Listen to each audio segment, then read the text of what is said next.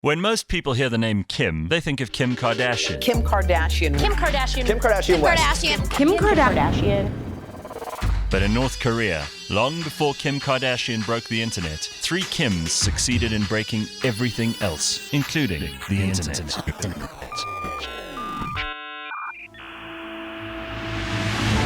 This is the story of a dynastic crime family with mysterious origins, bizarre lives, and the launch codes for a vast nuclear arsenal.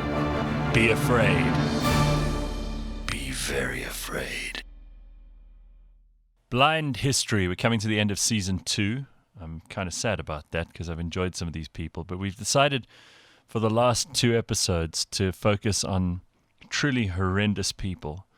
But we've batched them together. So we're going to do an episode on the Kims, which are the three, the grandfather, the father, and the son, who've ruled North Korea since 1948. And our last episode will keep a surprise for now. These guys were insane and continue to be insane. They're probably very comparable to some of the worst leaders in history. And the amazing thing is that they're all like within living memory. And they're going strong still. That's the scary thing. And it's the level of nuttiness hasn't dropped off. Well, these guys are properly lunatic. I mean, the first one was Kim Ilsung. They call him the great leader. Then his son took over in 1994. He's called the dear leader. And then his son took over in 2011, and he's called the dear respected. So it's sort of, and by the way, Kim Il-sung, the grandfather, is still the president of the country, even though he's dead. Eternal. So as Christopher Hitchens, my favorite author, puts it, you could call North Korea a thanatocracy or a mausolocracy. It's been ruled by the dead. I suppose, yeah. If anyone raises their heads above the parapets, these three have been very quick to have them killed. Yeah. And sometimes in pretty barbarous ways. And also by proxy, which is the scariest thing of all. So that not only will that particular person get killed, but his whole family or her whole family. That's right. They make sure there's no stone unturned. That's why nobody's done anything. It's so scary. I mean, they're too scared to look up. Well, shall we start at the beginning with Kim Il-sung? He is premier president still, came to power after the end of Japanese rule over the Koreas. That was in 1945. And he then launched an invasion of South Korea in 1950, which became the Korean War, because, of course, the North Koreans were supported by the Soviets. South Korea, which was very much a jumbled up, messed up country at that stage, was supported by the UN, who then declared war on North Korea, and the US took the lead in that war. Obviously, the Korean War was not a great success because it led to a military stalemate, which became a ceasefire in 1953. They established no man's land along that parallel, which is still no man's land. The few brave creatures that have crawled across it have been shot. Yeah. Ultimately, no one's made it across. And it's become a bit of a nature reserve. Like, nature has regenerated there in interesting ways because no humans can go there. There are interesting trees and birds and animals that have lived there and very undisturbed for the last 50 or 60 years. But if we look at Kim Il-sung, he probably did the most from a freedom fighter perspective. I mean, the dad, it's his son, and then his grandson, from a military perspective, they were useless. But he was a freedom fighter because there was Japan imperialism, and they had to deal with that, and they hated it, and he hated it. Yeah. And then they started catching on to him, so that's where he went to the Soviet Union and learned all the tricks, and then started getting involved with Marxism and Leninism, and then Stalin was around. And so actually from that side, he had strong beliefs originally. Yeah, he was definitely an ideologue, and he was definitely someone who believed in implementing stuff, even if people didn't want it. Yeah. I mean, he established communism, publicly owned, and a public economy which was planned. It was essentially a form of totalitarianism. They shut themselves off from the rest of the world. It didn't matter what was going on anywhere else. North Koreans have never seen American television. They've never seen a movie. They've never read a newspaper from outside of there. The people of North Korea believe everything that they're told by their government. Yeah, that's correct. And everything that they have, they're given by the government. And everything that they used to have has been taken away by that government. So they don't know anything else. It's hermetically sealed off from the world. It's such a poor country. It's actually very sad. People are dying of starvation while the Kims are skiing down some man-made slopes that they've made. It's horrendous what they're doing there.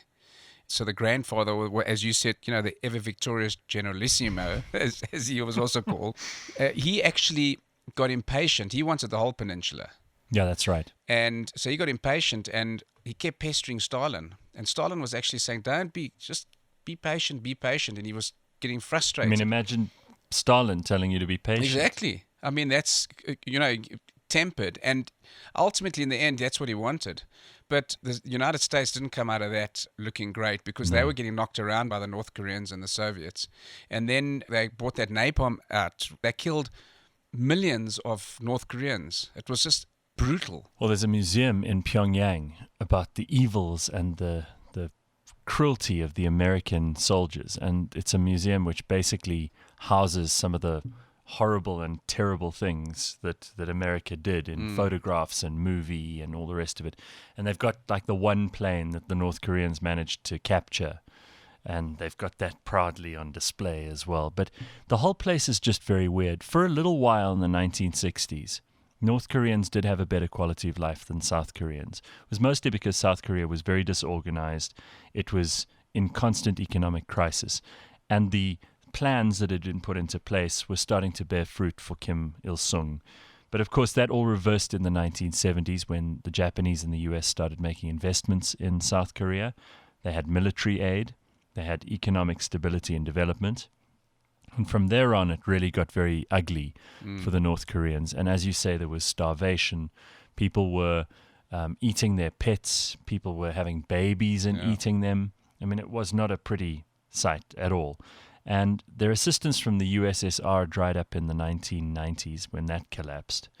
And there was a big famine in 94, which was the start of decline there. And it was really where they separated out from the world completely and became this bizarre isolationist state that nobody could really understand. I think at that time, Kim Il-sung was sick and he was on his last legs. Well, I think he actually died. I mean, the guy had a big baseball-sized tumor on the back of his neck. True. It was what they called a calcium deposit growth. Yeah. And for photographers... But nobody there knew about it. No, because photographers had this really tough job of having to take pictures of him only from the side where you wouldn't see this big ball on the back of his head. So I think there are 2 or 3 pictures that managed to make it through that were taken by international press people where you could see this massive ugly growth on the guy's head. But the rest, they had to get up on ladders.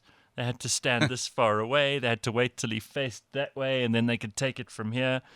It was a disaster for this guy.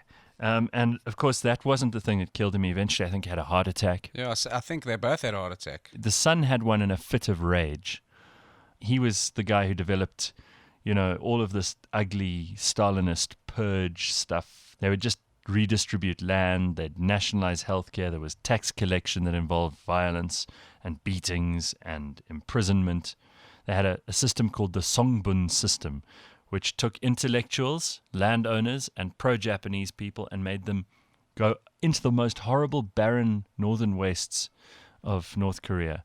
And then when obviously famine hit, those people would die first. And then they'd kidnap intellects. Yes. Scientists. They'd kidnap them from school Japan teachers, or from wherever, South Korea or from China or wherever they could to raise the level and to do a job. Right.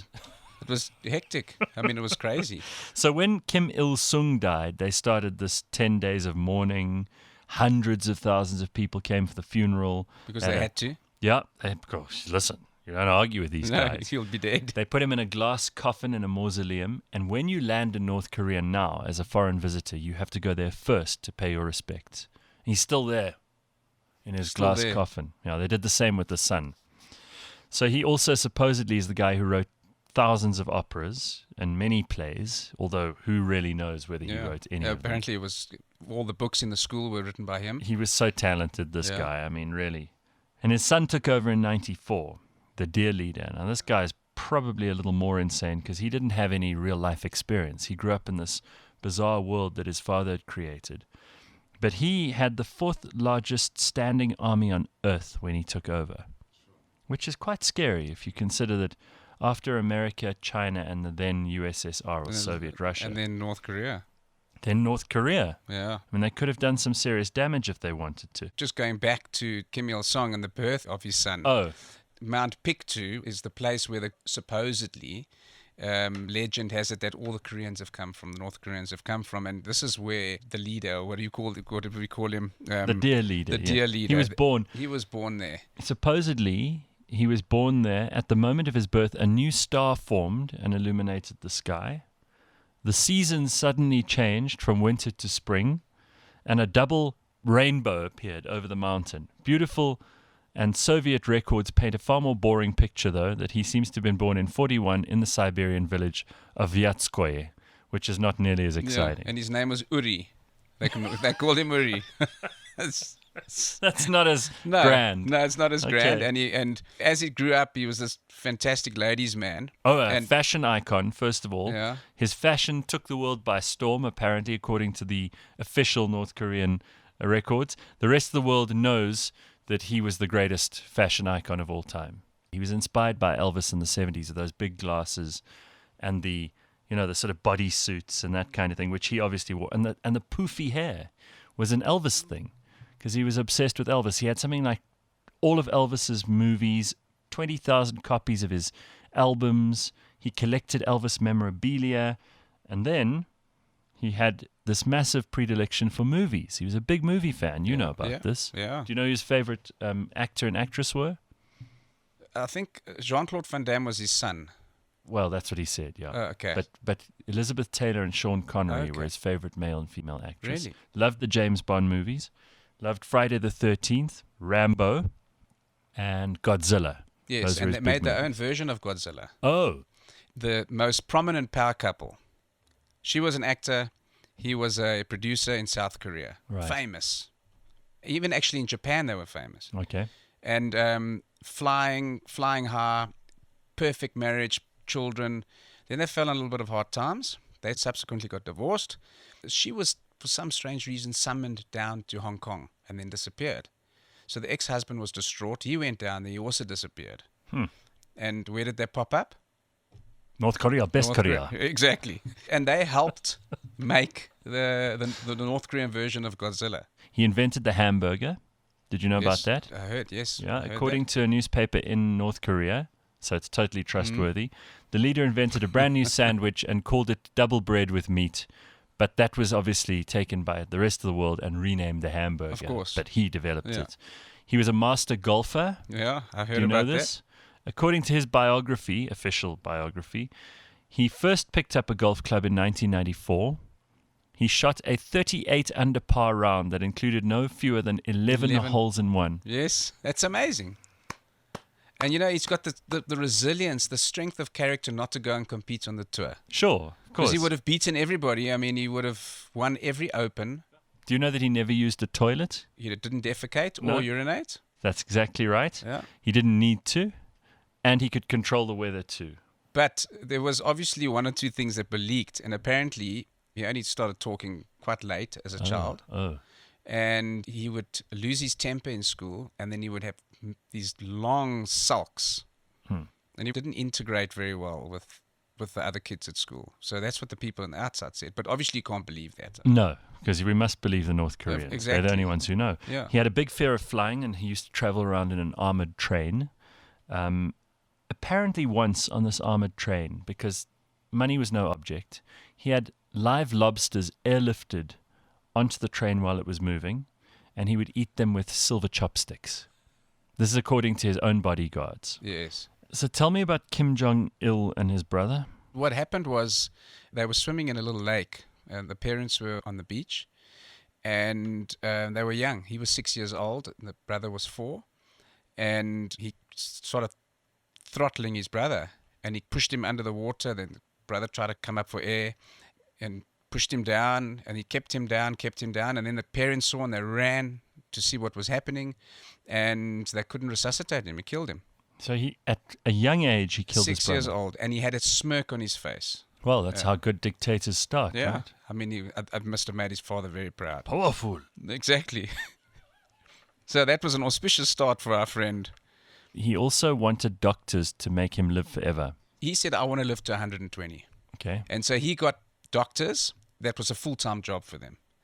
They introduced a whole lot of different medicines and plants and all the things to improve his age. But they were working against somebody that loved to smoke and drink heavily. And so they were, and he died quite, reasonably young. Yeah. So they were put in a concentration camp because they obviously didn't achieve what they had to achieve. The only thing that he ate from outside of North Korea, because most of his food he only trusted North Korea, despite them not having a whole lot of food, was French wine. The only thing he would indulge in was French wine. He had 17 palaces that he lived in. One was a resort you mentioned already. They would make these slopes for them to ski down. One was a little house on the beach, very pretty. But they were all covered in huge acres of barbed wire, and there were places where they could take direct hits from bombs and all kinds of stuff. So and nuclear weapons. So they had a bunker, kitted out with everything. Apparently, Kim Jong Il had $4 billion in Luxembourg banks in case he was ever forced to flee North Korea, so that he wouldn't have to run out of money. And that country was bankrupt. Yeah. It was so sad. When he took over in 1994, that was the worst famine in North Korea over those 4 years.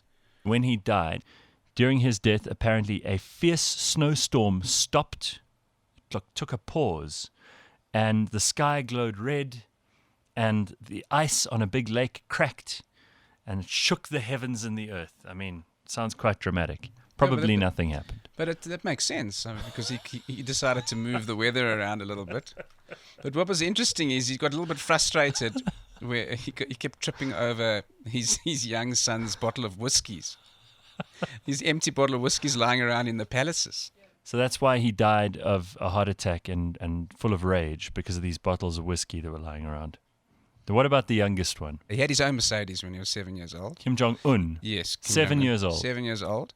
Fujimoto, he was actually the chef of Kim Jong-il. Yes. And later he was given the task of playing with Kim Jong-un. Yes. How did that go? Well, in the beginning he said it was very stressful. He said when you looked in those eyes, you knew that this guy was as nutty as the rest of the family. But nonetheless, he played with him, and he was his minder, and he would travel all over the world actually to get him, because he had a very, very, very particular taste. Yves Saint Laurent cigarettes at the age of 14. Oh, okay. Best whiskey you could find. I mean, it wasn't readily available down at the shop, so he had to go and fly and get it. But he had to sit next to him while this young 7-year-old drove the Mercedes. It was the worst experience you could ever imagine. But he had a hell of a car collection, right? He had a massive car collection. He still has. Yeah. It's and he's inherited all those palaces and all that money as well. What he's done a little bit different is he's put train stations underneath that joins all the different palaces, tunnels and train stations. So he's connected. He's really spending the public money well. Yeah, wonderfully. It's great. But what he has done, he's built Pyongyang up. There's a certain street that's now got all these boutique stores. Oh. And massive apartment buildings. So he's actually invested quite a bit in 2013 onwards. But it's for the elite rich, because the people are still struggling. I mean, it's the same old. Have you ever seen those medals that those generals have? Sometimes the medals go all the way onto the jacket, and then they have to go onto the pant legs as well, because they run out of space for all of their medals. All the medals. And what were the medals for? Yeah? Well, small maybe killing the uncle. Yeah. Well, you know what he tried to do with his uncle? His uncle was seemingly making moves to have him ousted, and he found out about it. And he ordered his uncle killed, but not just killed. He ordered him blown up by a rocket. A rocket-propelled grenade was fired at him at close quarters. I did read that. It's point-blank range. I mean, he couldn't miss. It's just horrendous. Lots of human rights abuses continue. And obviously they've made that movie, The Dictator, which didn't go down very well. It was almost caused a diplomatic incident. North Korea is known to have tried to hack into various places, including Sony Pictures in Los Angeles, which they did successfully, and embarrassed a whole lot of actors and movie directors and all the rest. But that's not even the end of these people. He's now best friends with Donald Trump. But he's got nuclear weapons. He's got a strategy. He's actually got good, better, best. In other words, you can take out a city, then you can take out a town, then you can take out a small village, then you can take out a building, then you can take out one or two people. So he's taken it to a complete new level. And then he just shoots them off every now and then. On Independence Day, American Independence Day, shoots it into the Japanese Sea. A nuclear weapon. And then there's a diplomatic incident. Exactly. But they do say that he hasn't got the capabilities to actually launch these missiles. While the missiles may be nuclear and they may be able to do huge damage, the actual transportation device is no good.